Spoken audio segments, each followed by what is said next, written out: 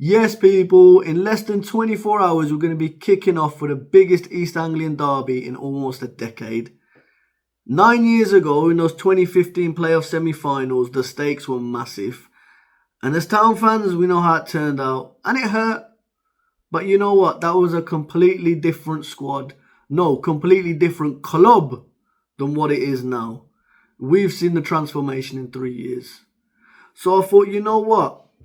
I need to do a proper match preview for this. I need to dig in a little bit, understand the team. But before we get into anything, you know we got to do the shout outs. Massive shout outs to Angel Care Homes for all your care needs in the Black Country and Birmingham area. Massive shout out to Mark Darcy for all your formal and menswear needs. I already told you they're the quadruple winners. No one's done it before. You need a suit. Why have you not got a Mark Darcy suit? Sort it out. And of course, to Desi Ballers, highlighting all South Asians at all levels in the beautiful game. I'll put their details in the description below. And of course, don't forget to smash that like button. Subscribe if you haven't already. We're on our way to 1,000 subscribers and we're doing a giveaway at 1k. I'll put the details in the description. And of course, if you want to support the channel, you can either become a YouTube member or support on Ko-Fi. Again, all details below. But yeah, let's get to it then. Yes, people, back with this vlog now. I'm happy to say that I'm joined by Adam from the PinkUn as we get the lowdown on Norwich City for this Derby Day game. Adam, thank you for joining, brother. How you doing? Yeah, good, mate. Yeah, the nerves are starting to kick in now. Of course, less than 48 hours on when we're recording this. Feels like it's a big game for both sides, of course. But Norwich seems to be in a better place, certainly when we seen you guys last time. You know, you're a bit more behind your manager. How's your manager? How'd you rate him now?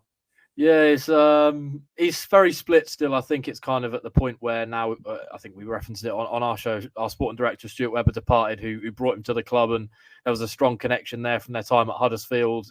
We've since appointed Ben Napper, who was a former sports loans manager at Arsenal. He's now become our new sporting director, and I think he maybe wanted a little bit of stability at the club. You know, just leave the manager in post for the time being. He knows the players and maybe their strengths and weaknesses, and then maybe next season we might see a change. I could see if we're in the Championship next season, potentially Ben Napper goes down a different route, brings in a younger, progressive coach, probably similar to a McKenna, really, and sort of tries to go that route. But for the time being, 6 games to go, we're going to back David Wagner all the way, and he's got the players, he's got the quality in this squad, and really they should be probably higher up in the table than they are. But yeah, 6 foot, is there for us to try and get. And I think, the playoffs, as we all know, is a bit of a lottery. Anything can happen. So the Premier League is still not a complete write-off this season. No, absolutely. Like you just said, it's not a write-off. And yeah, you got a strong squad. You probably would have had higher expectations than top 6. But despite the kind of bad start or torrid spell you had before Christmas, you still find yourself in 6th and everything's in your own hands. As long as you win all your games, you're guaranteed top 6, so to speak. So, I mean, how would you rate your season so far? Yeah, it's probably a 5 out of 10, very middle. The start of the campaign was, of course, really, really good. Josh Sargent picked up an injury, and we really suffered for that, really. I think the spell from sort of October, November, early December was very, very poor. I think it was 7 defeats in 9 at one point. Felt like we were maybe looking at relegation this season more than top 6, which of course, is where the kind of frustration was from the fan base towards David Wagner, rightfully so, I'd say, at the time. The style of football he was trying to sort of play to just grind out results. Okay, it worked in times where he needed it, but it wasn't pretty to watch. He gets Josh Sargent back, and 2024 has been a completely different Norwich. The home form is 7 straight wins. The away form is still a little bit ropey, but they're getting the results they require due to kind of the faltering nature, I suppose, of Coventry and Hull and Preston. Those the sides in and around them are all kind of in similar veins of form where they may be good at home or poor away or vice versa. So, yeah, I'd say it's 5 out of 10, very middle. I think if we don't lose to Ipswich on Saturday, then I think my score might go up by another 1 or 2. Yeah, absolutely. And you mentioned Josh Sargent there and the 2024. And like you said, Norwich have been phenomenal this season. Well, it hurt me a little bit to say that there. But you have been phenomenal this season. This year. Who are your kind of key players? Who are the kind of game changers that have really made that difference in 2024 for you guys? Yeah, there's probably two or three. Josh Sargent is definitely one of them. I think it's now 14 goals in 20 appearances this season. For me, take away the bias, he's one of the best strikers in the Championship. His goal record shows you that. He's a complete striker, really, as well. He's good in the air. He's got a bit of pace, very good at pressing. You struggle to maybe find that in the Championship. You get a good striker who knows where the back of the net is. You get a good striker who's good at holding the ball up, one who's quick. You don't really get the complete strikers at this level. And I think probably due to the lack of number nines generally across world football at the moment, there'll be a lot of Premier League sides sniffing for his signature in the summer if Norwich aren't back in the top flight, albeit he's got a long contract here. Then it's probably Gabriel Zara in midfield, 23 goal contributions. I think it's 11 goals now for him, 12 assists. He's been a superb piece of business. Signed last summer, summer before last now actually, and struggled to adapt a little bit, I'd say, in his first kind of year in England. Of course, that can often be the case for players from further overseas. Of course, South America is a very different style of football to the Championship, but he's really grasped it this season. David Wagner probably has been kind of the one beneficiary of Gabriel Zara in the sense that he's got the best out of him, and he's certainly another player that's Premier League bound, whether it's with Norwich or without this summer, because his age as well, only 24, his passing ability, he's got it all in the locker, a real danger man. So you sound a bit like Town. You seem the strength is up top. So is that where we think, or from a Norwich perspective, you think that game can be won in terms of attacking from that? Because I think we don't like each other as clubs, but we're very similar in terms of we're both attacking. We're both different from home and away. And at home, at Carrow Road, Norwich seem to be a different type of team, and they seem to be, a really, really strong attacking team. Is that how we can expect, and is that where we think if you are going to win it from there? Yeah, I think Norwich are very much on the front foot, high energy, high pressing at home, maybe away from home. That's kind of where the criticisms are at. I mean, any Ipswich fan that was probably watching the early kickoff on Monday, hoping for a Norwich victory, maybe on the odd occasion, would have probably seen it was a very negative, passive sort of Norwich performance on that day. That's not really typical of us at home. Yeah, the individual quality going forwards is sublime, really. I mean, Jonathan Rowe's not available, of course, for Saturday, but he's another one that's just got that little bit of quality in the final third where you just know he can produce a piece of magic at any given time. But defensively, we've had problems really all season, somewhat down to injuries, but also just down to players maybe not performing to the levels they're capable of. Quite a kind of experienced defence, I'd say we've got. We've got players like Shane Duffy, who's 32, 33 now, been in the Premier League, of course, with Brighton previously and Fulham. Ben Gibson, a well-renowned player as well across, time at Middlesbrough, and he had a spell at Burnley as well.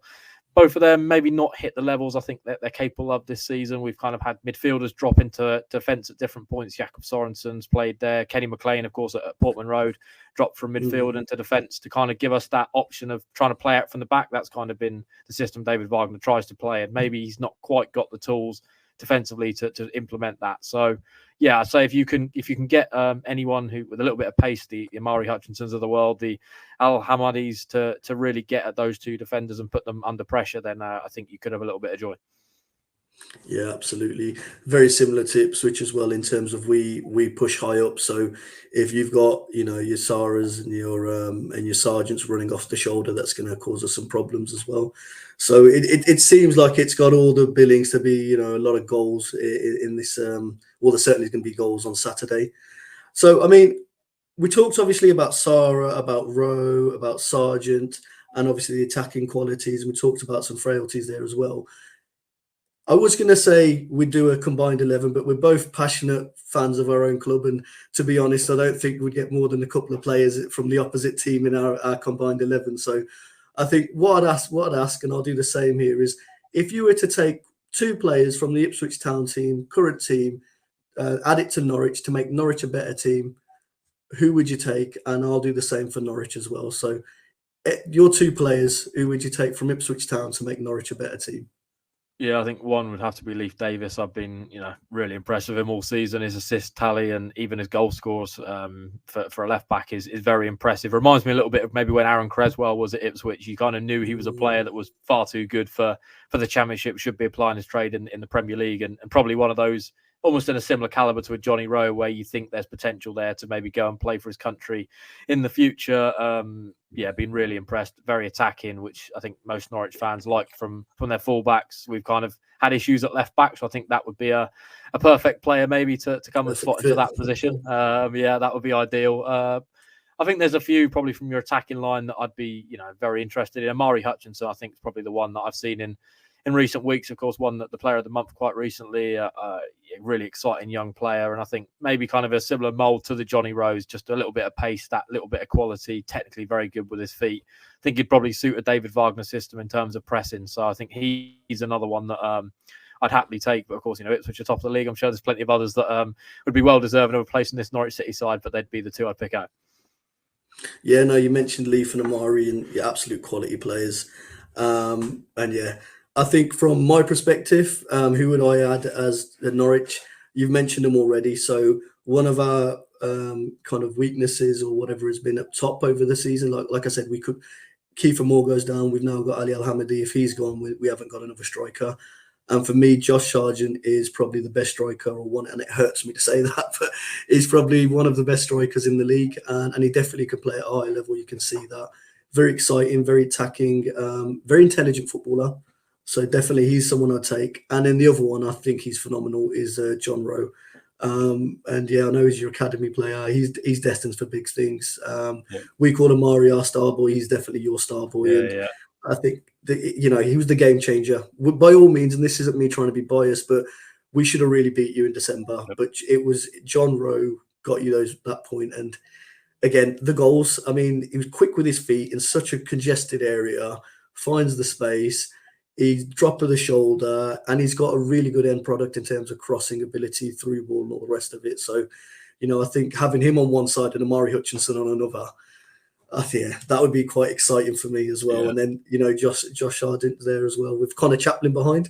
That'd be quite a good front four. So, yeah, that's, I think they sound like some good combined, almost combined 11, so to speak.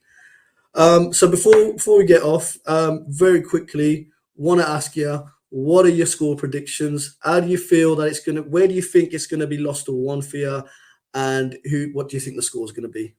I'm not going to ask you for a score. I think that's a bit too much. So just the score. Yeah, I think it's kind of game where it's going to be one of those players, maybe we've mentioned, with the individual quality that's going to come up with a moment of magic and potentially win this game.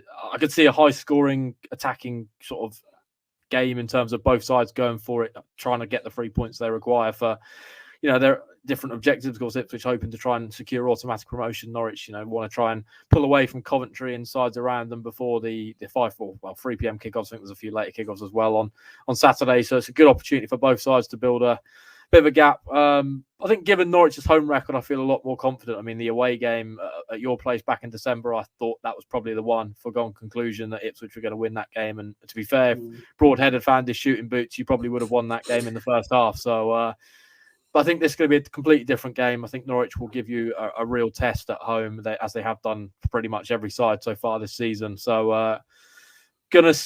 I think my heart says 2-1 Norwich. My head says 2-2 again.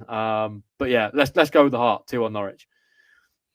Excellent. So again, similar. I feel it's going to be a completely different game. You are, like I said, you're a different team at Carrow Road than you are on the road.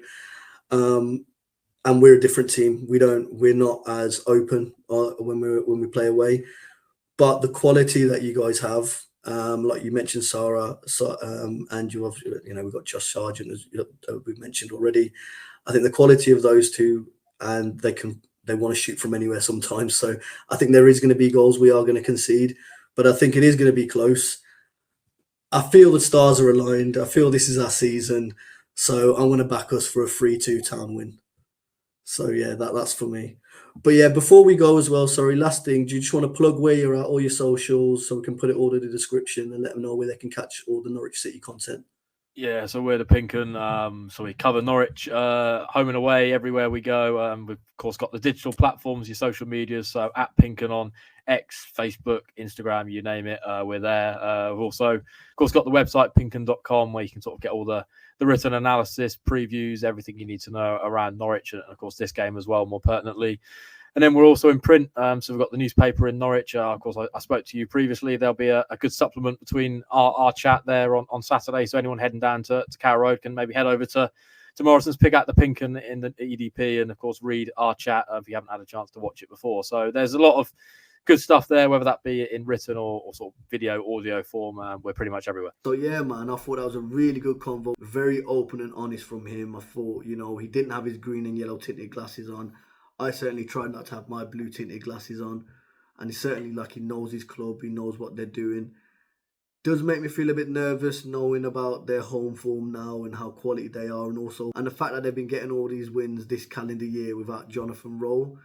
It was that for me. I thought it was the star boy, but they're getting goals elsewhere, and that Sarah guy, his stats are crazy. But we are a different team away. We've seen that we can shore it up at the back. We can get that 1-0 win, and we can really defend well. So it's gonna be. As long as we treat it like a normal away performance, I think we'll be fine. And as long as the occasion doesn't get to some of the younger players, like I thought it did at Portman Road, I think we'll be fine as well. We will concede. I have a feeling that's going to happen because they've just got too much talent on there. And yeah, do you agree with Andy and I's picks for opposition players? Let me know, man. Put your answers in the comments. I'll be interested to see. But yeah, man, excited for tomorrow. And hopefully, here's to 3 points and ending a decade of dominance. I'll catch you tomorrow, peeps.